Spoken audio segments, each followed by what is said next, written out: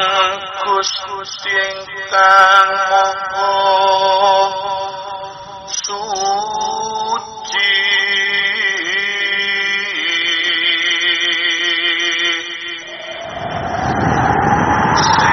Sirolah katolah sipatolah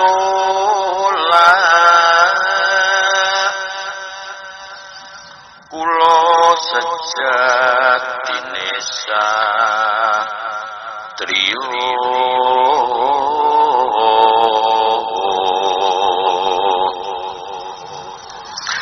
nyuwun wicaksana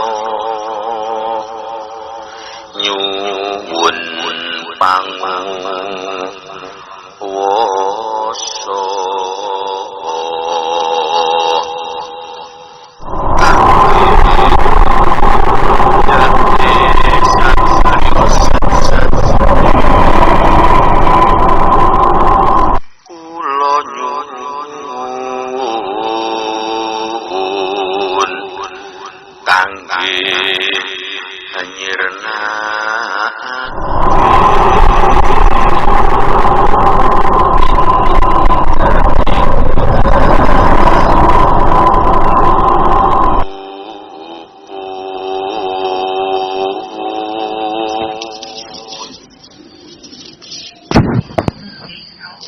Assalamualaikum warahmatullahi wabarakatuh.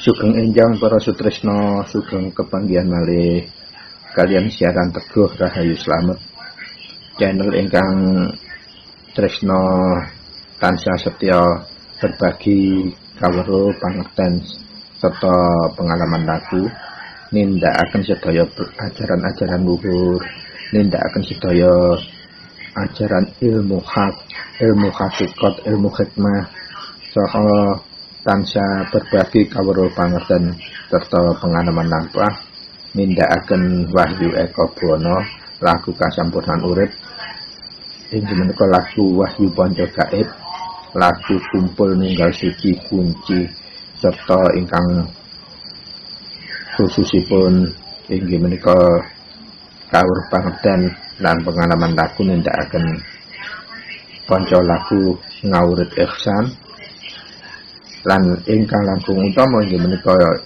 kawruh pangerten lan pengalaman laku nindakaken panca laku kunci ngawurit mubarok. Mugia kepanggihan kita, semoga kepanggihan kita di pagi hari ini masih selalu saja mendatangkan anugerah yang langkung agung, yang lebih agung dari Gusti ingkang Maha Suci, Tuhan yang Maha Esa, Allah Subhanahu wa Ta'ala, kepada kita sekeluarga, karena kita selalu tansah berbagi kawruh ilmu dan pengalaman laku, mengamalkan semua ilmu-ilmu yang bermanfaat bagi kehidupan dan kehidupan semua makhluk Tuhan di muka bumi ini.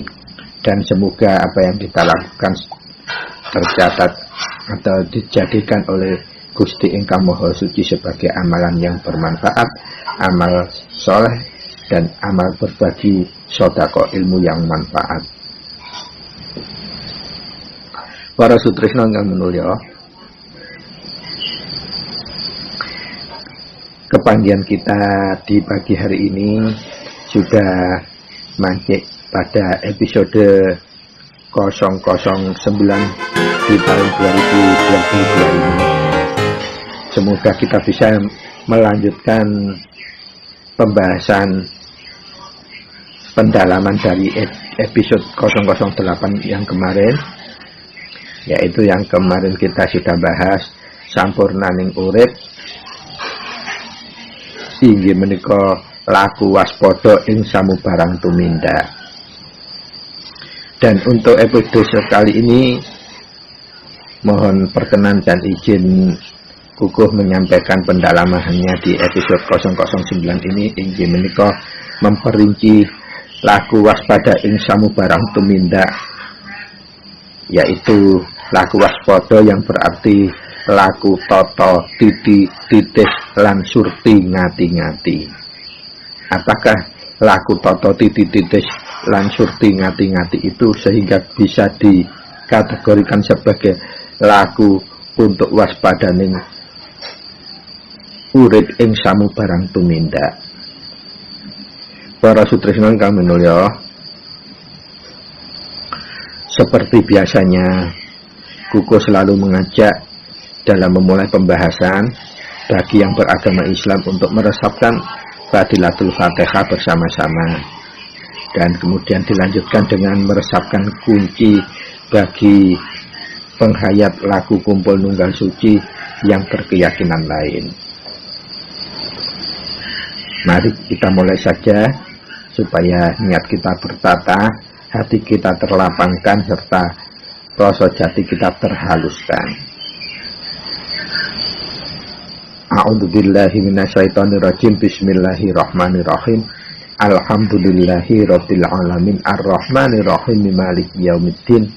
Iyyaka na'budu wa iyyaka nasta'in. Ihdinas siratal mustaqim, siratal ladzina an'amta 'alaihim ghairil maghdubi 'alaihim waladdallin. Rabbighfirli wa liwalidayya, amin. Nanti kita lanjutkan untuk meresapkan kunci bersama-sama bagi penghayat yang berkeyakinan di luar Islam, supaya apa? Kita tetap bisa secara bersama-sama menggapai niat yang murni, niat yang tulus, hati yang bersih, hati yang lapang, dada dan jiwa yang lapang, serta halusnya rasa jati dalam pembahasan edisi 009 ini. Sumangga kita mulai resapkan kunci bersama-sama. Gusti ingkang Maha Suci, kula nyuwun pangapura dumateng Gusti ingkang Maha Suci. Siralah datolah sipatolah, kula sejatine satriya nyuwun wicaksana, nyuwun panguwasa kangge pemindake satriya sejati. Kula nyuwun kangge anyirnakake tumindak ingkang lupa. Rahayu, rahayu, rahayu, tentrem. Matur nuwun, terima kasih kepada semua para sutresna sekeluarga dimanapun telatah panjenengan berada.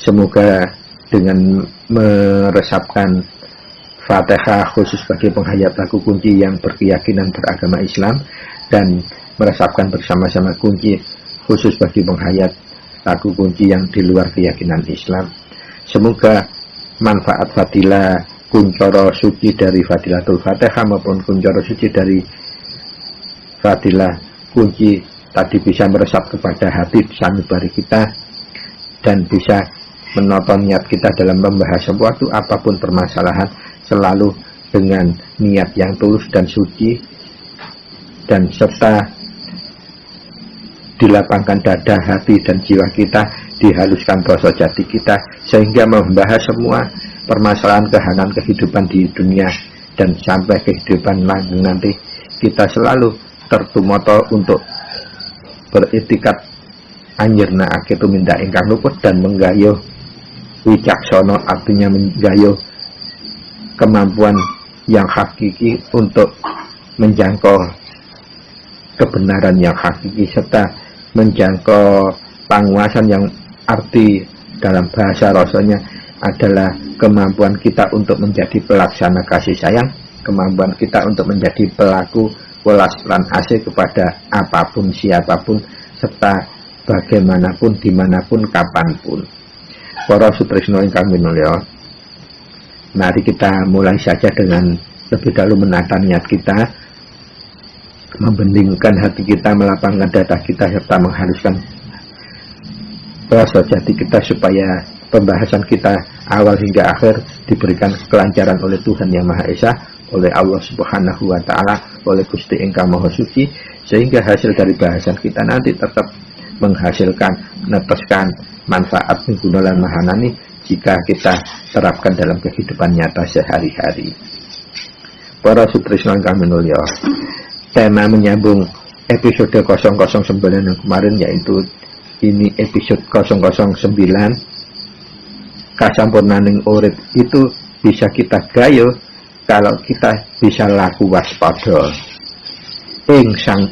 di dalam semua tindakan kita dalam kehidupan. Jadi laku sampurna itu bisa kita gayo kalau kita selalu waspada di dalam semua tindak dan tanduk dalam kehidupan di dunia ini. Nah, pertanyaannya, apa itu laku waspada? Seperti yang sudah kuku simpulkan dalam pembahasan 008 yang lalu, laku waspada itu adalah laku untuk selalu melatih dalam semua tindakan-tindakan didasari dengan sifat titis, lan surti, ngati-ngati. Jadi semua laku waspada itu laku yang selalu disifati oleh perbuatan yang difilter oleh laku yang bersifat toto, laku yang bersifat titi, laku yang bersifat titis, serta laku yang bersifat surti, dan laku yang bersifat ngati-ati. Apa itu laku-laku yang bersifat toto, titi, titis, surti, ngati-ngati itu sehingga bisa numoto laku waspada ing samubarang tumindak? Para sutresna ingkang minulya, monggo kita kupas satu demi satu dengan hati yang jernih, niat yang tulus, niat yang suci, serta menghaluskan rasa jati kita supaya tinemu unsur kesucian makna hakiki yang tergantung dalam semua kupasan bahasan kita tersebut. Para sutresna ingkang minulya, untuk laku yang bersifat toto, titi, titis, surti, dan ngati-ati itu sebetulnya Romo sudah memberikan bahan informasinya, meskipun masih dalam bentuk kerangka. Namun kewajiban kita sebagai sutresna, satriya, lan wanita sejati napa malih kita sampun mancik nggayuh inggih menika tingkatan putra, maka kita selalu harus berkewajiban untuk meningkatkan, menghaluskan rasa jati itu, menemukan makna hakiki atau makna wicaksana dan makna panguwasa di dalam sifat toto, titi, titis, serta surti, ngati-ngati itu.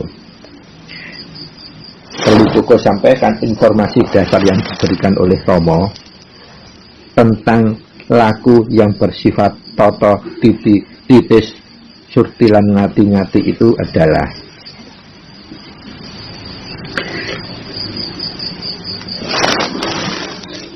laku toto, titi, titis kuwi ateges laku gelar lan gulung ing tentrem. Menika dawuh informasi dasar ingkang dipun aturaken Rama kagem kita sedaya.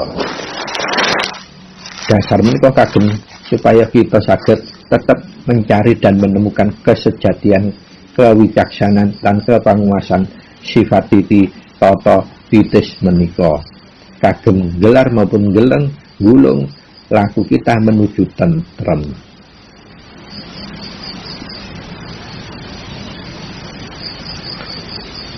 Lah, laku gelar menika saged tinemu menawi kita jadi laku gulung itu kita gulung menuju tentrem itu bisa kita temukan, bisa kita gapai kalau laku kita yaitu menggunakan rasa yang arep gelar, lalu kita mampu untuk menggulung.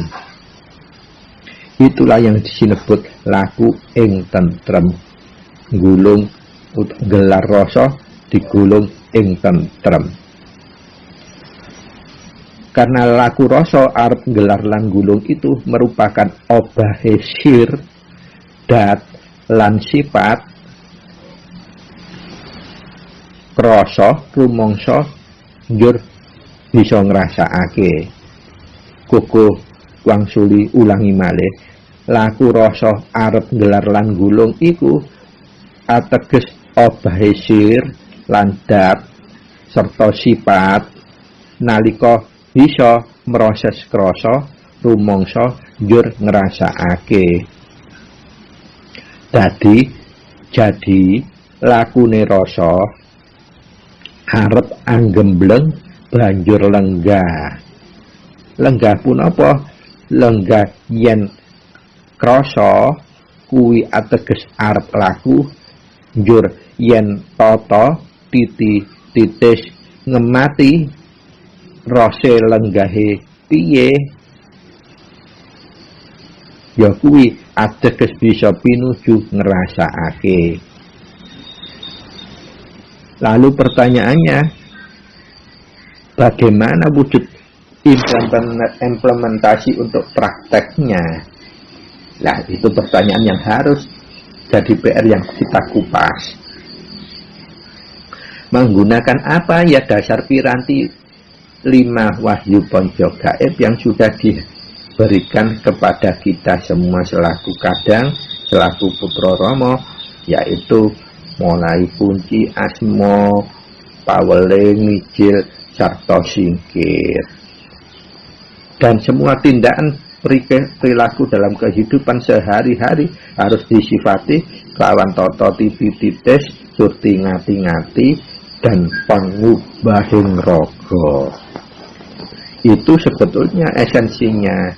Hanya saja dalam implementasinya kita harus tetap menggunakan niat yang tulus, niat yang suci, menjemarkan dodo, serta ngaluskan rasa jati. Kalau tidak seperti itu, kita tidak bisa menyingkap kesejatiannya. Para sutresna ingkang minulya, jadi kalau pertanyaan piye lenggahe prakteke nindakaken laku kala wau tata titis surti ngati-ngati. Para sutresna ingkang minulya, monggo kita petani satu demi satu dengan cara wicaksana, dengan cara panguwasa. Laku waspada. Laku waspada menika inggih menika laku ingkang pinuju tentrem, pinuju sampurna. Amargi sedaya menawi saged lenggah ing tentrem, berarti lakunya sudah mendekati pinuju sampurna. Tentrem lan sampurna menika inggih menika sampun sampun trep ing marem, sampun pas ing marem tentrem, boten butuh napa-napa, boten nganakaken apa-apa, lan boten sampun cekap sedayane napa-napane, sampun boten kelelep dumateng kepinginan utawi kepuasan. Sedawa sampun saged nampi dening leganing penggawa, penggalih, lan sampun mantep, madhep, tetep. Itulah tentrem, itulah sampurna. Jadi syarat supaya kita bisa laku waspada, yang pertama kita harus bisa berperilaku tiap keseharian, tindak dan tanduk kita harus disifati dengan laku tata. Apa kuwi laku tata? Para sutresna ingkang minulya, tata kuwi saka tembung saking kata tatanan yang berarti angger-angger, yang berarti aturan atau peraturan, undang-undang dan ketentuan-ketentuan yang mufakati secara kesekiannya, kebenarannya, kehakikiannya. Contohnya tata gelar itu bisa berlingkup undang-undangnya negara, undang-undangnya pemerintah, undang-undangnya masyarakat yang tertulis maupun tidak tertulis, yang sudah dimufakati kesuciannya, kebenarannya atau kesejatiannya, termasuk adat istiadat. Lajeng tata gulung itu adalah tatanan yang tidak dibuat oleh manusia. Kalau tata gelar itu tatanan yang dibuat, disepakati oleh manusia. Kalau tata gulung itu tata yang murni, berasal dari Yang Maha Suci, Tuhan Yang Maha Esa, Tuhan Yang Maha Kuasa. Jadi kesimpulan tata utawi tatanan menika, baik gulung maupun anggelar menika, kalau gulung itu berasal langsung dari Yang Maha Suci, Yang Maha Esa, Yang Maha Kuasa, kalau tatanan gelar itu tatanan yang disepakati, yang dibuat oleh manusia sebagaimana berkeinginan untuk menuju tentrem dalam kaitannya supaya tidak ada perselisihan di antara mereka, maupun tidak ada merugikan makhluk yang lainnya. Itu tatanan gelar. Jadi kalau kesimpulan sementaranya, kalau kita bersikap supaya waspada insya samu barang tumindak dengan sifat toto ini, kita harus selalu mentaati aturan tatanan baik bersifat yang gelar apalagi bersifat yang gulung. Nah, kalau kita memindahkan semua ajaran-ajaran romoh menika berarti tatanan gulung. Menindakkan semua ajaran-ajaran agama itu toto gulung. Menjalani semua tatanan keyakinan terhadap Tuhan Yang Maha Esa itu termasuk toto gulung. Nah, pertanyaan yang lagi hangat kemarin, ada refleksi yang berlebihan, yang kemensun, kementus, sok benderi dewe, seorang oknum yang menendang sesajen, membuang, menyaduk, dan yang seterusnya dengan dalih kemusyrikan, itu termasuk dia melanggar toto gulung, karena ini berasal dari keyakinan terhadap Tuhan Yang Maha Esa. Dan dimensi keyakinan kepada Tuhan Yang Maha Esa itu sifatnya pribadi, bahkan sirri atau rahasia. Masing-masing manusia hanya diberikan kemampuan sebatas pemahaman, kaweruh, dan pangertian yang bersangkutan, sebagaimana kalau kita implementasikan dalam dunia industri, semua produk industri itu dibekali spesifikasi sesuai kapasitas masing-masing. Mobil yang sekian cc dengan mobil yang sekian cc yang lebih tinggi, kapasitasnya pasti berbeda. Semacam itu juga lah tatanan secara gulung yang dipahami manusia tidak akan pernah sama, tergantung spesifikasi masing-masing yang diberikan Tuhan kepada masing-masing manusia tersebut. Ada yang ber-cc kapasitas cc 200, 300, 500 dan seterusnya. Tetapi patokannya seperti yang Kuku aturkan kemarin, bahwa tujuan manusia hidup itu jangkauannya hanya 5. Yang pertama tiang utawi wong, tingkatan pertama ini kalau boleh Kuku mengasumsikan, memberikan anggapan umpamanya tataran tingkatan kapasitas 100 cc. Kemudian yang kedua, tingkatan capaian manusia utawa satria utawa wanita ditambah plus dalam tanda petik sejati. Ini ibarat manusia yang sudah mulai mengenal kehidupan yang lebih khusus, artinya sudah ingin menjangkau manunggal dengan kesucian fitrahnya atau kudrat irodatnya. Nah, tataran yang kedua, manusia yang bersifat mulai khusus ini, yaitu disebut manungso, manunggal ing rasanya sudah mulai difikirkan menjadi satria, watak satria atau wanita plus tanda petik sejati mulai dipikirkan, berarti sudah dia ingin mulai berpikir tentang manunggal dengan kesuciannya dalam segala tindak dan tanduk. Nah, dan kejangkauan yang ketiga lah, yang kedua ini Kuku umpami asumsikan cc-nya sudah 200. Dan jangkauan yang ketiga adalah manusia yang sudah mulai bisa menduduki posisi putra. Artinya apa? Dia sudah mulai mengasah kehidupannya untuk manunggal dengan kesuciannya dalam bertindak dan bertumanduk. Sehingga apa? Dia sudah diberikan oleh bisa mengetahui nama rohnya atau nama gulungnya atau nama dalamnya, jeneng lebet, asma lebet. Dan manusia yang sudah berjangkauan putra ini bisa berkomunikasi secara khusus dengan Yang Maha Hidup, berkomunikasi dengan Yang Maha Suci, berkomunikasi khusus dengan Yang Maha Esa, Maha Kuasa, dengan piranti gaib yang sudah, kalau dalam versi ajaran kesampurnan urip, sudah bisa mampu menjalankan wahyu ponco gaib atau sarana gaib yang 5, mulai kunci sampai zikir. Kalau dalam tataran agama, dia sudah mulai bisa menjangkau syariatnya, torekotnya, baru ini mau mancik menuju hakikatnya. Kalau diasumsikan dalam implementasi industri otomotif, kuku asumsikan ini sudah tingkatan 300 cc seumpamanya. Jadi kemampuan kapasitasnya sudah mulai saya meningkat. Mari kita menginjak setelah capaian putra, maka yang keempat, manusia hidup itu bisa menjangkau kepada kapasitas sebagai rama atau rasa yang manunggal. Rama dalam tulisan huruf besar semua, itu berarti rasa yang sudah manunggal. Jadi manusia yang dalam kapasitas yang keempat ini sudah lakunya khusus sekali, pembawaannya sudah mulai kalem, rasa kemingsun, rasa rumongsonya, keinginan dan sebagainya sudah mulai berkurang. Dia hanya menjangkau ketentraman, kesuciannya pribadi.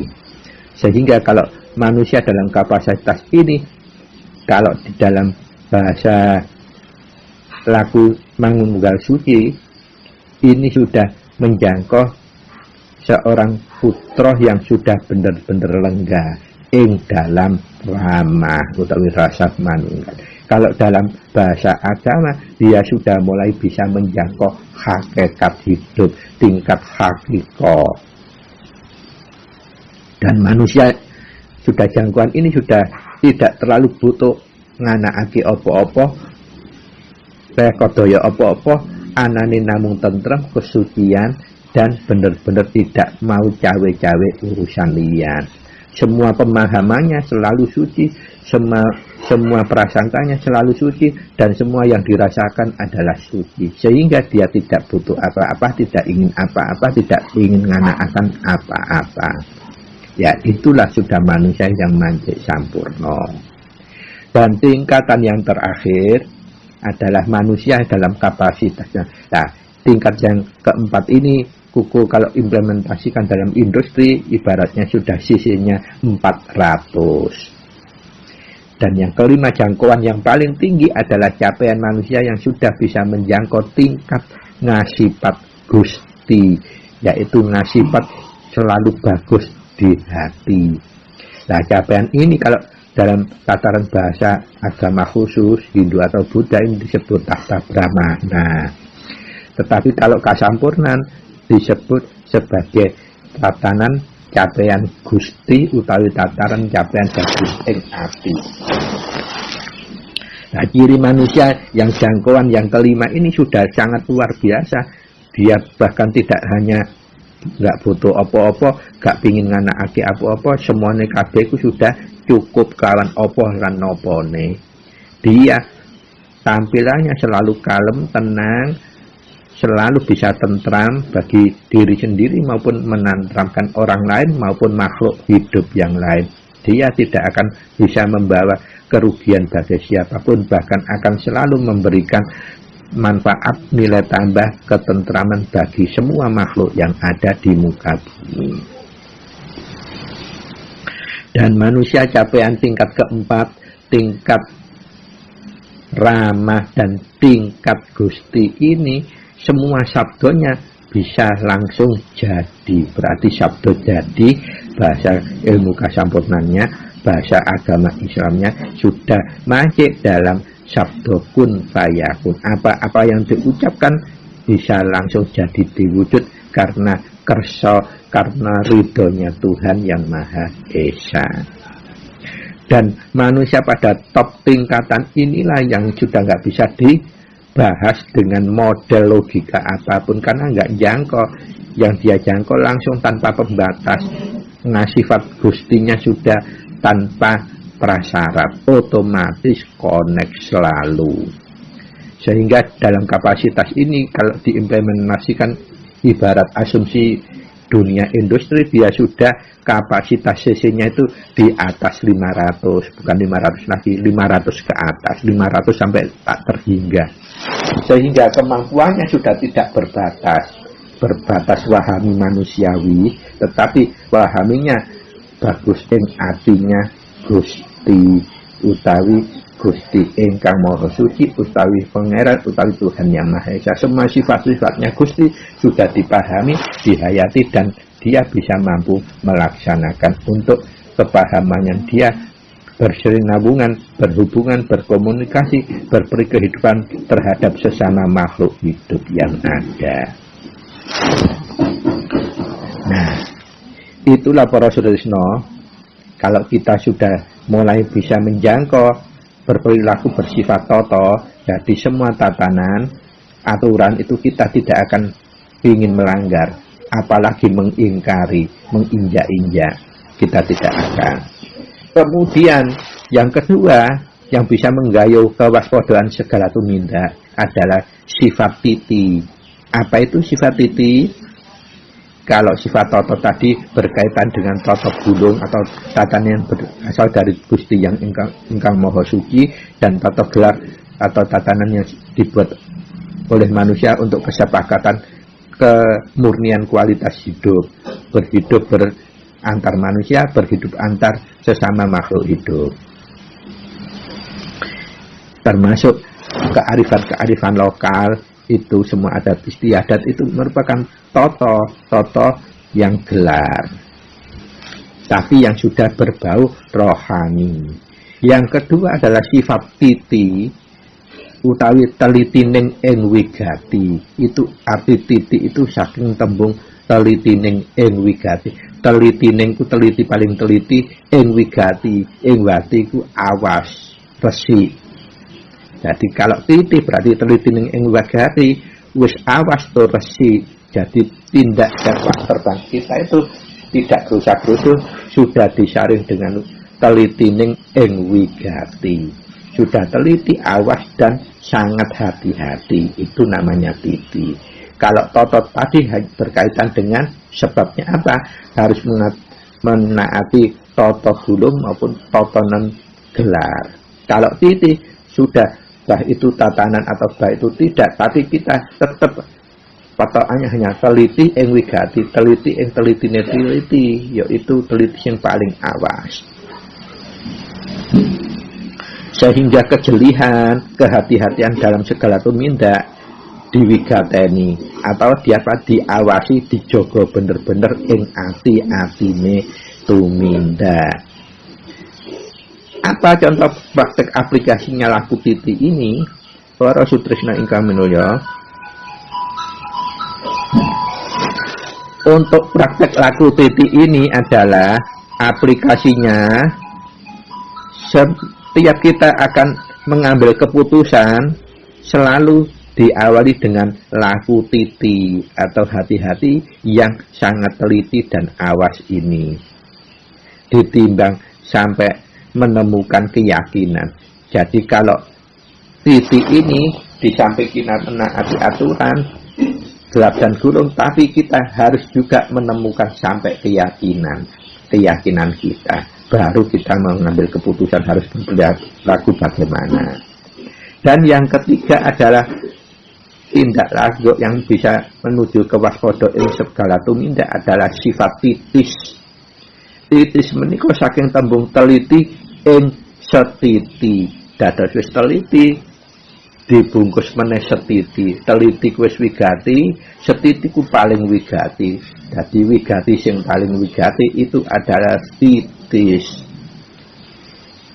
Yang implementasinya adalah selalu dalam mengambil keputusan berbuat itu menimbang-nimbang dulu supaya tidak hanya yakin. Kalau titik tadi hasil akhirnya sampai hati kita yakin mantap, baru kita bertumindak. Tetapi kalau titis ini tidak hanya yakin, tetapi sudah bisa membandingkan dengan contoh yang nyata, untung dan ruginya terhadap orang lain. Kalau merugikan orang lain, kita tidak mungkin melakukannya. Kalau itu bermanfaat terhadap orang lain, kita sudah yakin untuk bisa melakukannya. Jadi keyakinannya ini bukan hanya untuk ukuran diri kita, tetapi kepada ukuran makhluk hidup sesama. Nah, bagaimana contoh implementasinya di antara ketiga yang sudah kuku aturkan? Para sutresna ingkang minulya, kuku bisa nyampaikan. Contohnya kalau kita mau mijil utawi maseson kahanan ingkang badhe kita tindakake, mau berangkat makarya, paling mudah kan berangkat makarya karena semua makhluk itu harus makarya. delalah mobil yang kita mau pakai itu rodok rewel, kurang sip, kurang prima. Tetapi waktu kita ini sudah mepet perjalanan untuk menuju kantor kita, sehingga logikanya resiko tidak cukup waktu untuk sampai di kantor tepat pada waktunya. Maka kalau kita berpedoman dengan sifat titi, maka yang harus kita targetkan adalah bagaimana hati kita yakin bahwa nanti tidak akan ada resiko di jalan. Kita cukup mikir, langsung begitu nompo rasa kita langsung berangkat. Tetapi kalau ini kita pakai sifat titis, maka kita tidak hanya butuh yakin saja, walah gak apa-apa aku biasa nek ngene tok. Paling iki kok dinamone sing rada kurang brek golek rada rewel di ndekno dhisik, di setup maneh, insyaallah tokcer maneh dinamonya. Nah, kalau titis tidak seperti itu, jadi keputusan kita tetap berakibat dengan orang lain. Misalnya dalam berangkat itu, kita sebelum nyampe kantor ngampiri teman atau kolega yang akan meeting bersama-sama. Sehingga apa? Kalau kita tidak jemput, berarti kita melakukan kesalahan. Maka dia berangkat ini di samping mijil, tetap mijil lagi untuk gimana caranya kita jemput atau tidak. Jadi mijilnya sudah tidak satu kali. Kalau tadi satu kali cukup mantap ya berangkat. Kalau ini mantap dan apa jemput atau tidak. Begitu jawaban isyarah dari mijil berangkat atau tidak, itulah yang kita ikuti. Nah, kalau tidak jemput berarti kita harus wajib memberitahu supaya di sana teman kolega kita bisa bersiap-siap untuk berangkat sendiri. Kita tidak menyakiti orang lain, mengecewakan orang lain. Nah, itu sudah kategorinya bukan titis lagi, tapi titis. Artinya kita sudah memikir dampak kerugian terhadap orang lain supaya tidak sampai terjadi. Para sutresna ingkang minulya,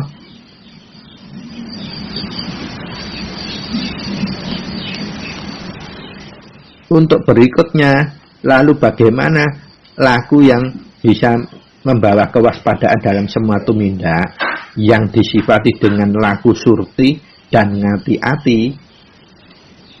Para sutresna ingkang minulya, informasi kerangka dasar yang diaturkan oleh Rama berkaitan dengan sifat surti lan ngati-ngati ini adalah laku ingkang ngukuhi tentrem. Kalau tadi laku menuju tentrem, ini ngukuhi tentrem. Ngukuhi itu apa sih? Mantepi tentrem. Jadi kalau tadi menuju berarti laku utawi proses menuju tentrem. Kalau ngukuhi itu sudah nglenggahing tentrem. Jadi jinemake tentrem. Bagaimana itu implementasinya, kemaksudannya? Para sutresna monggo kita kupas.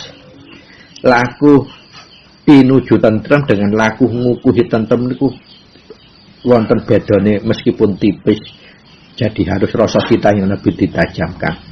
Maksudnya atau ateges, laku ngukuhi tentrem itu laku ora gelem diobahake dening angen-angen panca driya maupun budi pakerti kita.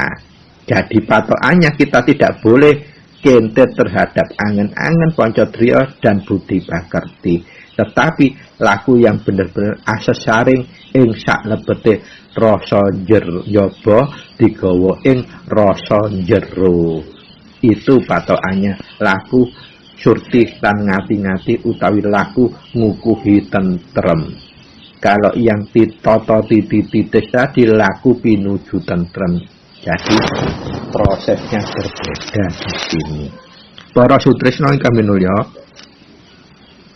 patokan pedomannya laku surti ngati-ngati utawa laku ngukuhi tentrem ini inggih menika angen-angen pancadriya dan budi pekerti kita yang arsa gelar, yang berkehendak untuk menggerakkan perilaku kita harus kita lorop, kita lerem supaya tidak cenderung ngelorup kita, ngelemakake kita, menguasai kita secara berperilaku, sehingga kita tidak bisa mencapai tentrem.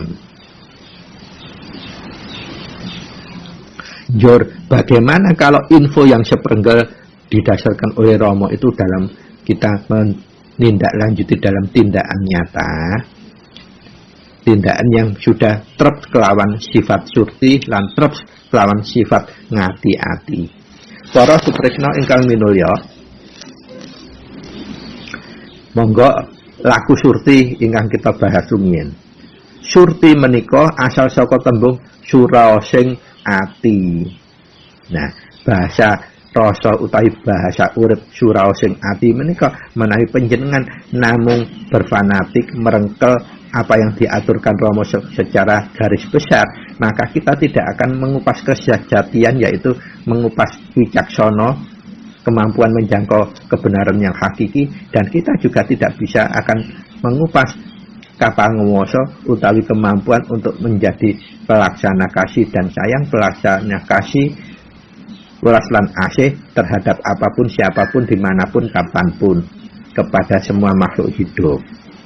Jadi apa-apa yang disampaikan Romo itu bersifat kerangka besar, laku, obah, urip, dan rasa, dan seterusnya, krasa, rumangsa, lan ngrasakake, dan sebagainya.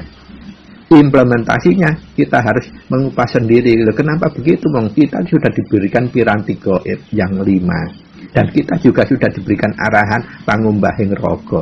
Nah, itulah sarana gaib untuk mengupas kesejatian. Caranya kita harus selalu menjaga, melelate minimal laku wahyu panca gaib itu diresapkan, disungkemkan. Kalau kemampuan minimal 2 kali, jam 6:05 sore ataupun jam 24:05 malam.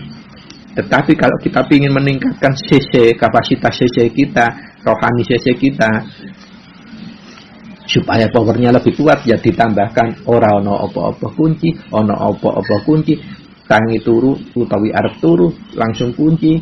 Yen ono wigati rasa ora nyaman, rasa ora ono ragu, was sumelang dan sebagainya, langsung kunci. Ono hera-heru kunci, dan ono bencana suci, ono kekerasan kunci, ono chaos kunci, dan seterusnya. Jadi semua tumindak dan tumanduk kita selalu gacoran eling kunci. Sehingga apa? Kemampuan rasa jati menjangkau wicaksana, menjangkau panguwasa, kita sudah bisa kita jalankan, bisa kita singkap. Sehingga laku kita akan tergolong laku selalu nyirnakake tumindak luput utawi laku yang surti dan ngati-ngati.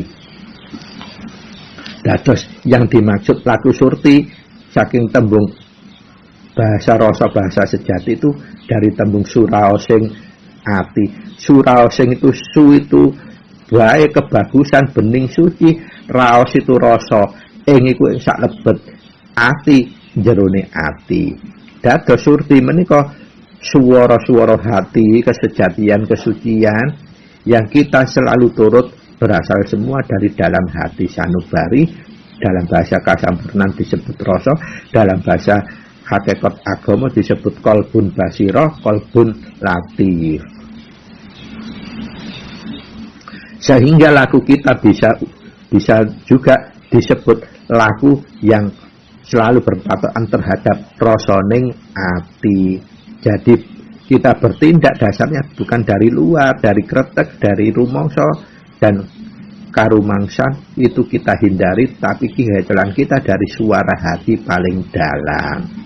Dengan mengikuti kehendak hati dan kemantepan hati serta panguwasaning ati dan kawicaksananing ati, akan ditemukan semua laku kesejatian yang menuju suci, selalu kesejatian tentrem bakal kita gapai.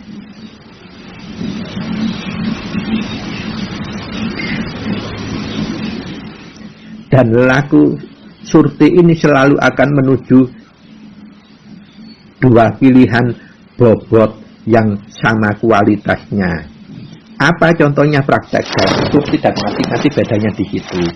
Kalau surti ini kita selalu dihadapkan 2 pilihan bobot yang kualitasnya berbeda. Contoh prakteknya ini harus diperhatikan supaya kita bisa masyarakat ini membedakan semua sifat-sifat yang tergolong halus, toto, titis, surti, dan ngati-ngati ini. Kalau surti, lakunya ini nanti arahnya terhadap dua pilihan bobot yang sama kualitasnya, tetapi keputusannya kita harus lakukan. Contoh, kalau kita lulus SMA, kita kan harus melanjutkan kuliah, tetapi kita kok bersyukur juga kategori murid yang kapasitasnya bagus, sehingga kita bisa memilih untuk mendaftarkan di universitas yang paling bonafit. Contohnya kita masuk di tes di Universitas Erlangga atau Universitas Gadjah Mada Yogyakarta, Erlangga di Surabaya. Lalu ndelala sampai tes, kita itu lulus dua-duanya, maka kita harus memilih dua pilihan yang berderajat kategori sama-sama kualitasnya, sama-sama bonafitnya. Kalau dilengkapi lagi pilihannya tidak dua, kita milih daftar di Universitas Erlangga Surabaya, Universitas Brawijaya Malang, dan Universitas Gadjah Mada Yogyakarta. Sama-sama diterima, maka kita harus melakukan pilihan dengan kualitas yang standarnya sama bonafitnya. Nah, itu kita bisa langsung tempuh saja dengan cara mijil, tapi itu belum surti. Karena apa? Kita hanya puasa bongkoan, tetapi kita tidak berusaha menganggrek gaya, karena ini berurusan dunia atau gelar. Tetap gunakan akal kita, karena akal itu diciptakan sebelum nafsu itu diciptakan. Ketundukan pasti ada. Surti, suaraning ati, itu juga sama seperti akal, selalu koneksinya dengan hati sebelum kemauan dengan nafsu loh ya.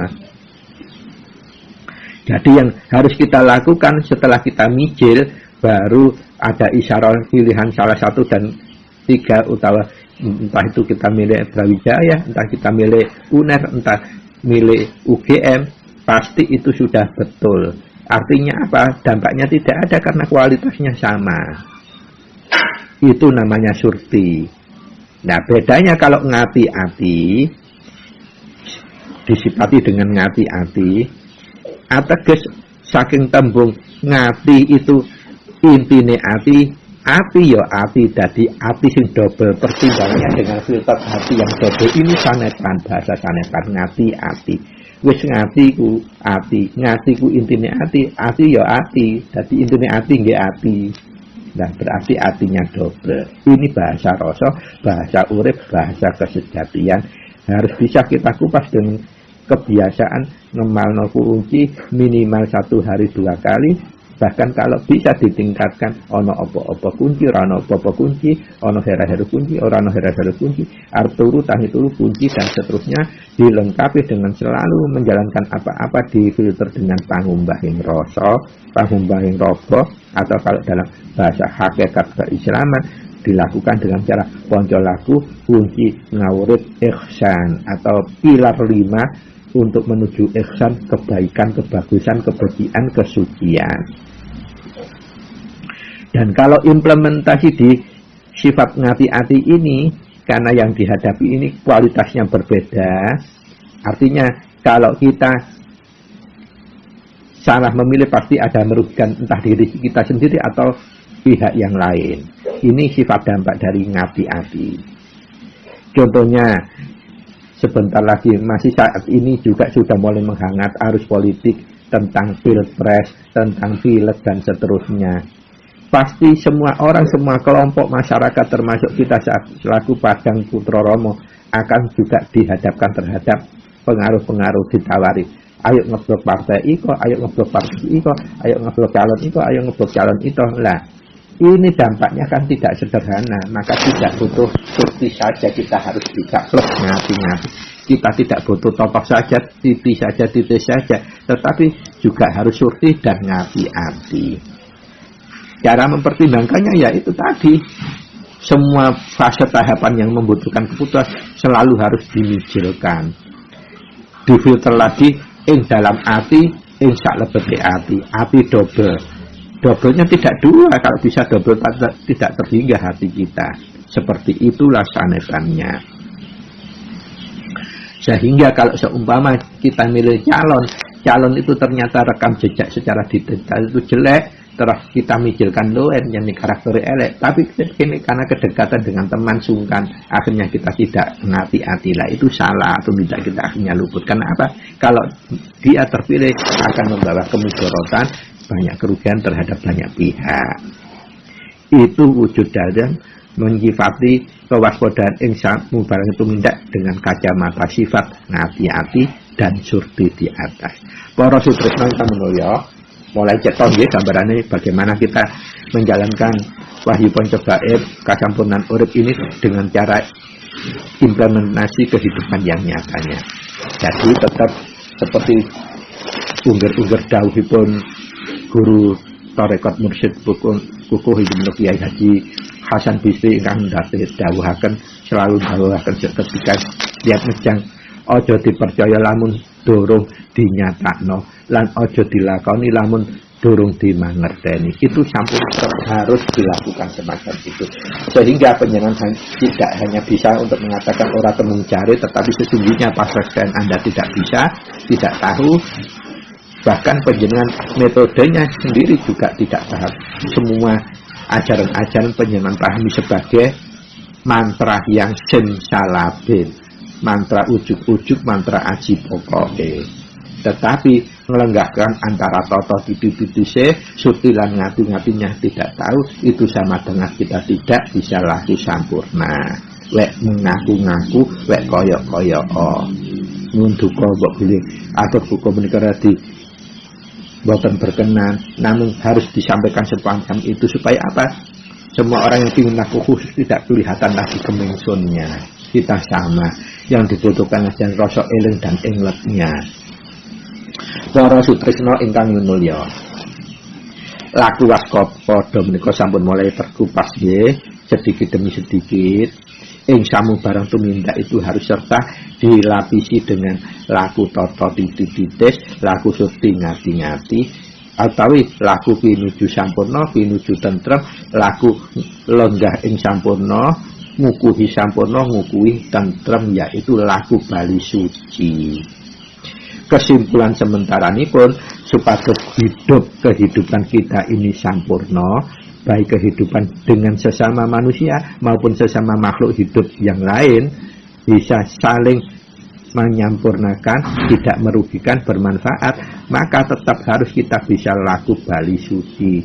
Kudu bisa tansah waspada ing samu barang tumindak, yaitu dengan disifati laku toto titis, laku surti, laku ngati ati yang sudah kukuh jabarkan di atas.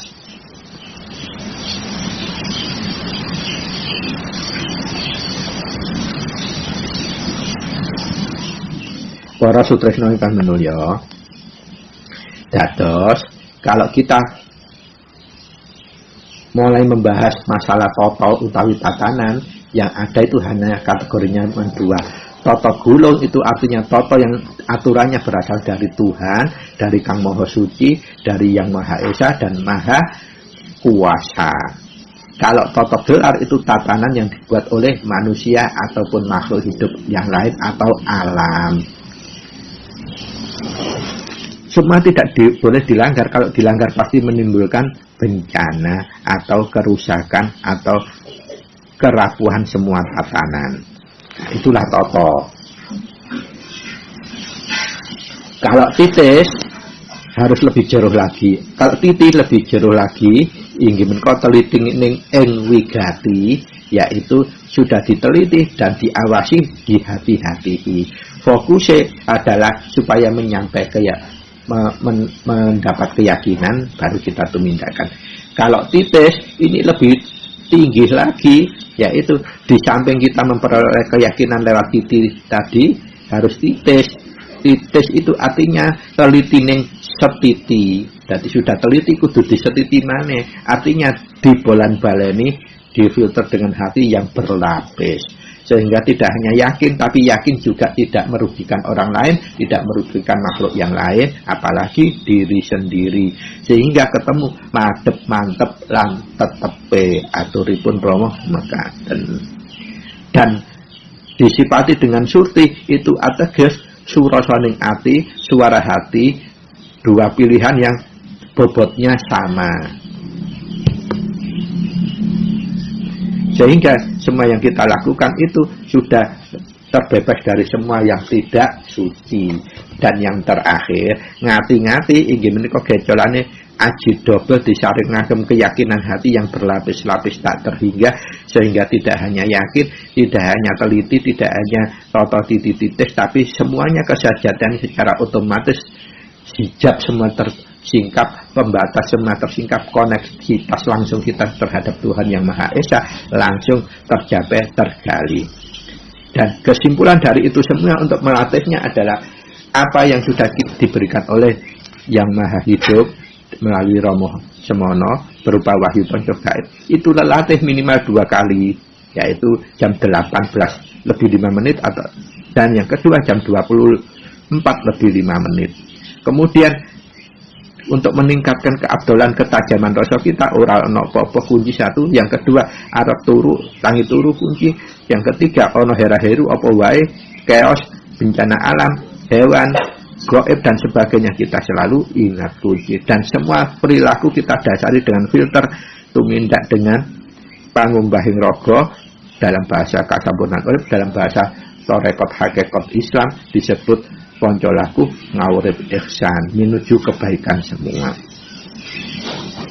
Akhirnya para sutrisno, itu kesimpulan buku yang sudah bisa sampaikan dalam bahasan 009 ini, semoga membawa manfaat dan bisa bermanfaat khusus untuk menuju lagu yang hakikat kita, lagu kasampunan urip, supaya menuju tentram, menuju wicaksana panguwasa lan selalu bisa menjauhi tumindak luput. Kurang dan lebihnya mohon maaf. Terima kasih perhatiannya. Billahi taufiq wal hidayah, biridha wal inayah. Wassalamualaikum warahmatullahi wabarakatuh. Sugeng kepanggihan malih ing episode 0010 saklajengipun. Matur nuwun, terima kasih.